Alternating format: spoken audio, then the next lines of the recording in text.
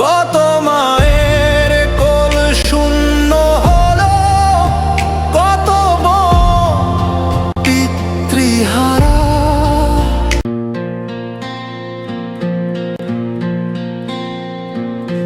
হৃদয় সবার একটাই সুর, একটাই কথা, ভুলিনি মোর আগত বছরের সেই আত্মত্যাগ ব্যথা। 5ই আগস্টাই তোমাদের রক্তে লেখানা, শহীদ ভাই